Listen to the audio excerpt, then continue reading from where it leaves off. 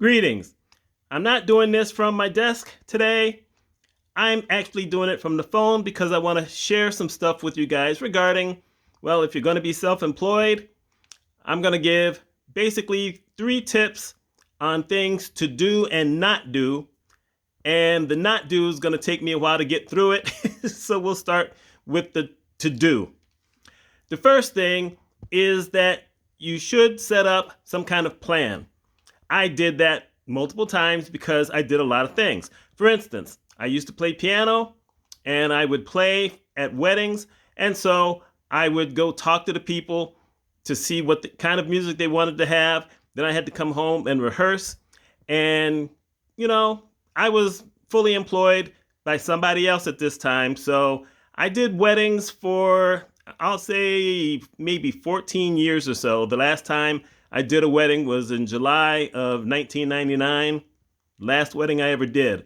But it's always good to have something where you can, put down everything you do. For instance, I did leadership, diversity training. I was mainly in healthcare finance. I traveled. I did speaking engagements in 9 states regarding healthcare and diversity and leadership. And, it was a pretty good thing. So it always helps to have some kind of plan so that you can diversify the types of folks that you're going to. Now, if you're going to be doing a business locally, such as cutting grass or removing snow, okay, that happens in my area, or any kind of thing like that. Maybe you do taxes for people. Maybe you're one of those financial consultants, which I'm not, a regular financial consultant. That's definitely not anything I would ever do.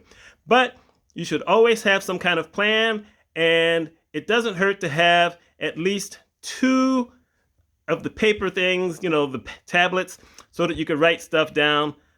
I used to have a lot of the other technology. I didn't have a Palm. I can't remember what the other thing was actually called, but I could, do it digitally. I could put it all in that, and then when I would come home, I could sync it with my computer, and vice versa. Anything that I wanted to put back into the computer, from the computer into this thing that I had, then I could do that.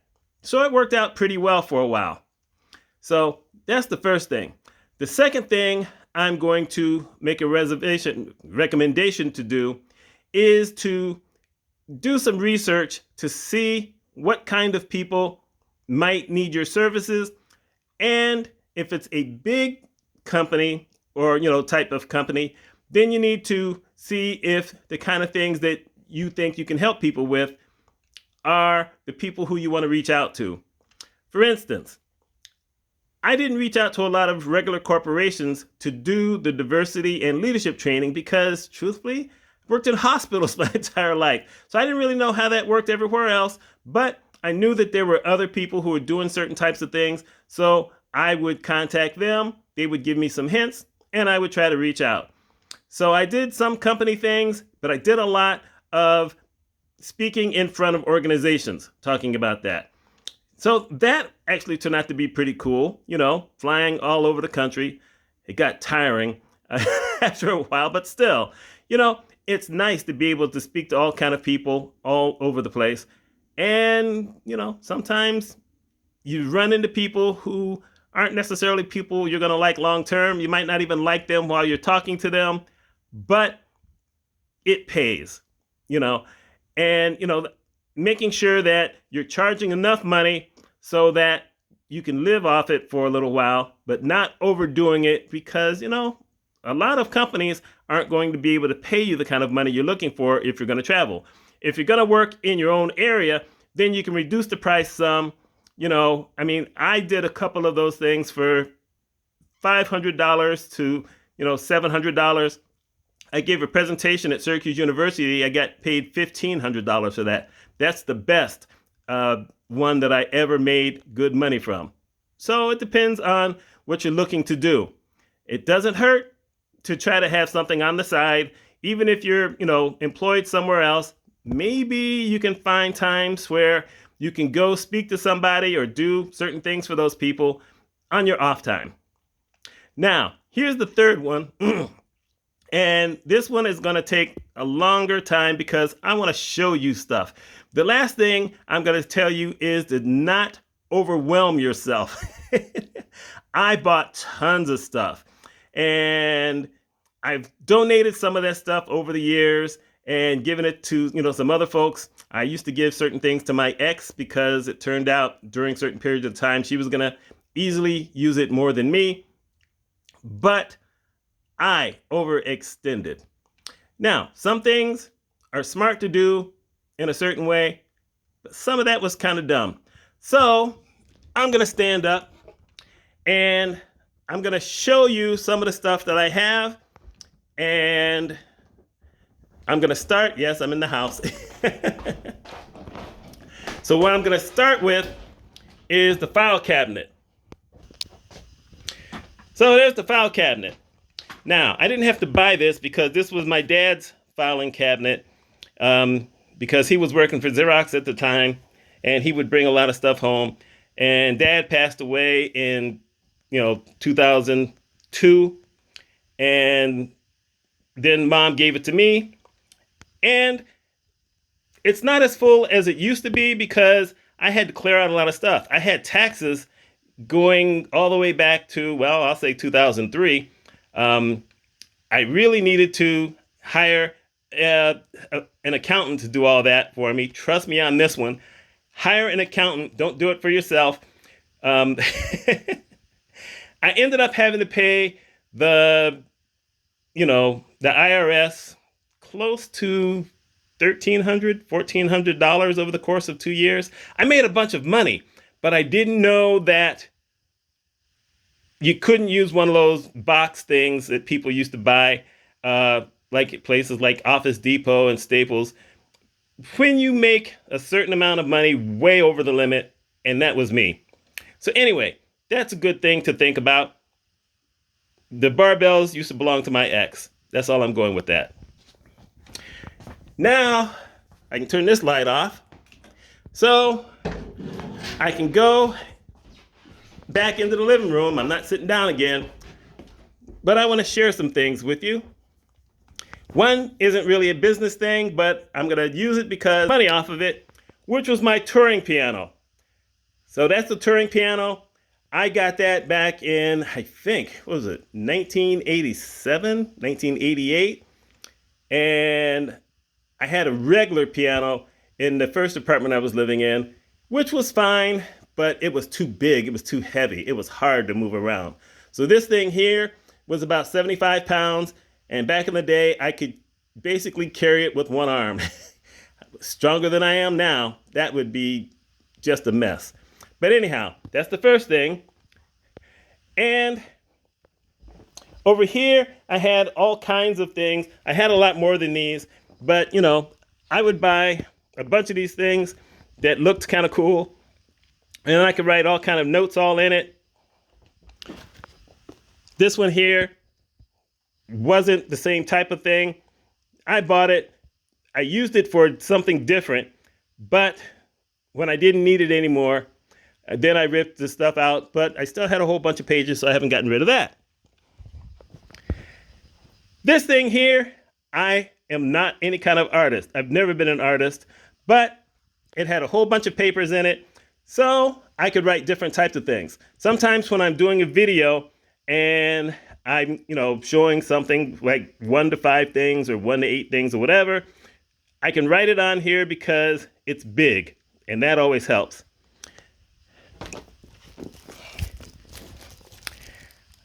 I used to have 7 or 8 of these. This is going to be one of those kind of things. And they're red. It says cherry. Cherry means it's red. And I love these things, but once again, I donated them to charity, at a certain point when I knew I wasn't going to need all these. But I kept one unopened, but it's red. And then this is my planner. Now I've got to buy a new planner within the next couple of weeks so I can have something for next year because I'm going to be planning a whole lot more things. But this is the big size. It comes in 3 different sizes. The first time I bought a small one, I decided, I need more. Then I tried the second size the year after that. And then I decided to go all the way with it. And this was the color I got last year. Most of the time I buy something with red. I think I'm going to end up buying red again this year. But I've bought blue and I bought a black one. But I like this one the best. And we'll see what they have next year. Don't you fall on the floor. Okay. So this is when I used to go into certain businesses locally and I would, take a look around, see what they had. And then I was selling this off my website, which I still have it up there, but I haven't had anyone buy it in probably 15 years. But that's the management evaluation system. And what you can do with that is that you can either use it for yourself or you can use it for other employees where, you have a whole bunch of evaluation things. You got to pick the top 10 of the things that you're more interested in. And then, you go from there. And yes, I did sell some of these. And I sold some of these, management training program. I didn't sell as much of these as I sold the other one, but I made money off of it. And I'm probably not going to keep it all that long, but I like it right now. These are envelopes.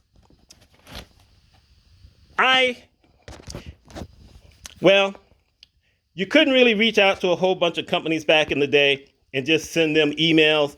And these days, there's a lot of companies who don't like receiving emails. Still, I had this and I had some big list of names. And what I could do is, select which people I wanted to send something to. Then I would use the printer. I'll show you that in a little while. But I would use the printer and then I would have to write every single person's name and the name of the company they were at or hospital they were at. And then luckily I bought stamps that had my business name so that I didn't have to keep writing those. But as you can see, I bought this back in, I think, 2004. And the thing is that it was in 2004 when I got my first great paying gig. And then I got a second great paying gig. So I didn't need to write anything. I didn't have to market for a long time. When I came back, then I, got some smaller hospitals to work at. Let's see, where was I? I was in a place called Hazleton in North Dakota. I can't remember the name of the hospital that was in Reno. I did a hospital in Pennsylvania that's now merged with another company. I can't remember their name. But I still got all these things. And I haven't had to send all that many letters over the past couple of years. But I still, write some, so that's not a bad thing. Every state handles these things differently. This is, the Sure Comfort insulin syringes for certain types of needles that you can, that you have to take a shot with. And the thing is that in New York State, you can only buy one box at a time. And there's 100 syringes in it. When I was working in Memphis, you could buy you could buy 1,000, and each box was $10. So I bought 1,000. And then I shipped most of them home and only took, back with me what I needed. And I still have 7 of these. So I'm not sure what I'm going to do with those because I can't use them anymore since I'm using something totally different. But there's that. Now, some of you younger folks might not know about these. Some of you older might. But these are, the CDs where you could burn music onto it. You could burn videos on it. Or you could just burn, data. And the thing is that I bought a bunch of these, obviously. And I don't mean just this one. I have another one somewhere in the house. It's probably in the same room where my storage cabinet was or is. But, at least I use some of these. And that was pretty cool.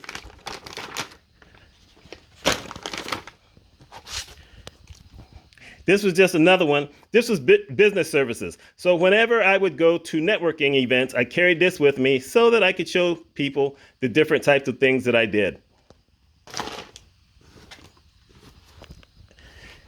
This is my laptop, Toshiba.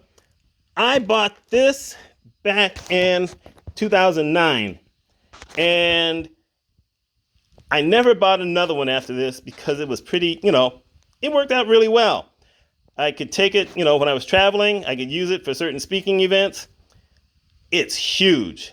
This was probably, I think it was a 17.9-inch screen because that's just what I was like. And you can't find anything this big or heavy anymore. I don't know if I'm ever going to buy something lighter.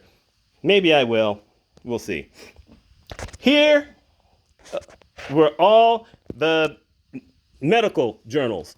And just so you can see, look at this. Look at this. The thing is that every year, and it says Optum, but they changed the name, they merged with another company, and now in a weird way, I kind of work with Optum. So, there's that. But I have all these things.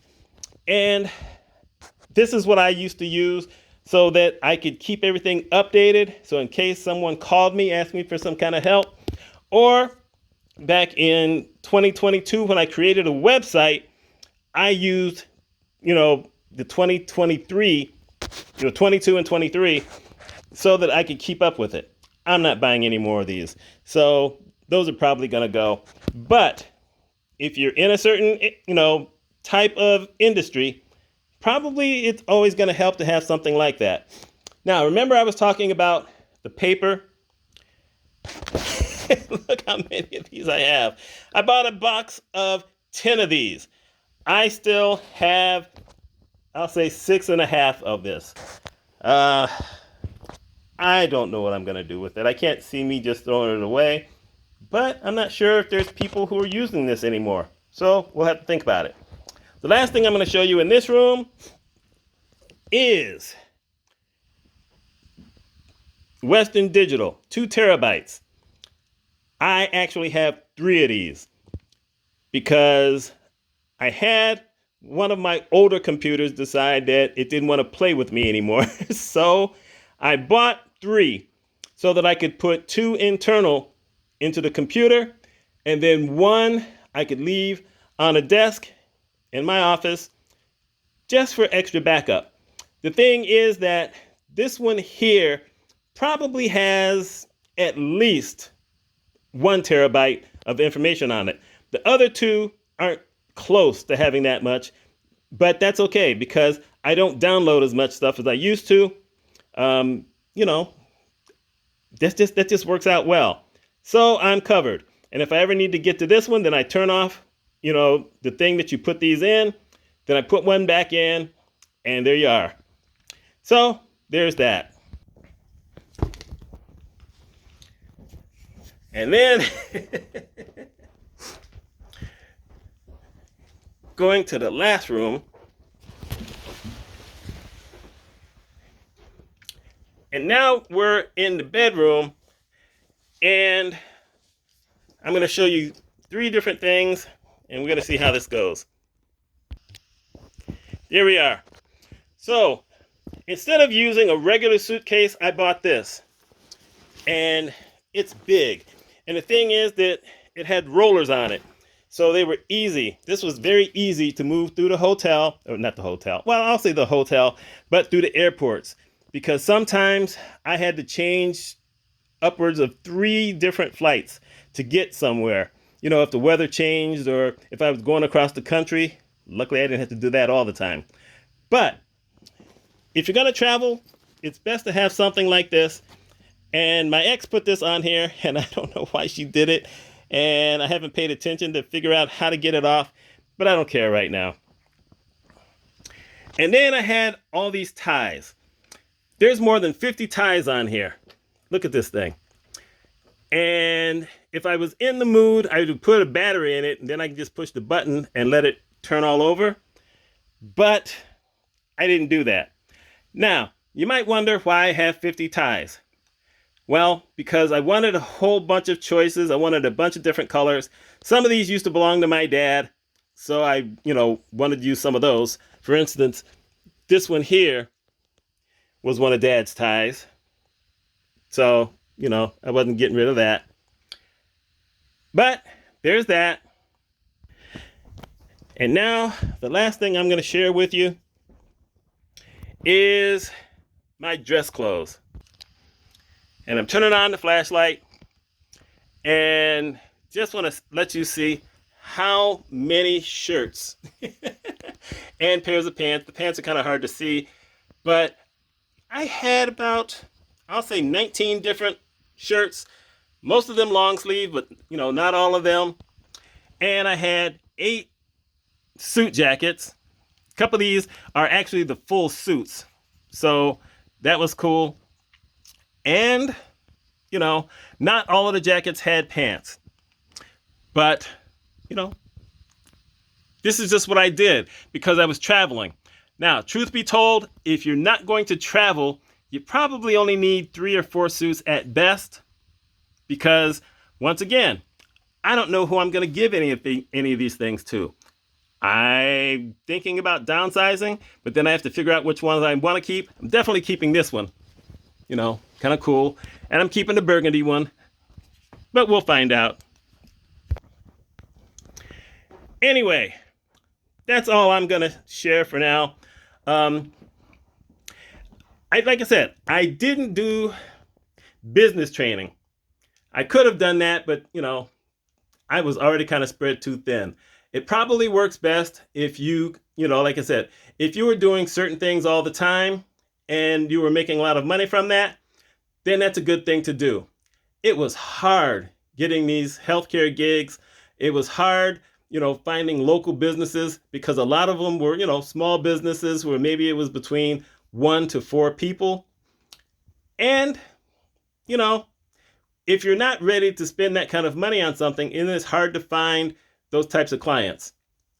So, if you're going to try to do something on your own, then it doesn't hurt to have some of these things. My accountant, for instance, when I met her, she had separated with another accountant. And so it was just her and one other accountant and someone to answer the phones. Now, now she's in an office where she's got 7 accountants and 3 people who manage the phones, and she's killing it. And I did her initial website for her, and then I did her SEO for her. And for many years, she was in the top 3 locally of accounting services. Yes, so I knew something. Anyway, that's all I have. Let me know your thoughts. Let me know if y'all are doing some kind of business and what you think you do, or what you actually, I guess you know what you were doing. But anyway, let me know. And I'm out. Y'all take care.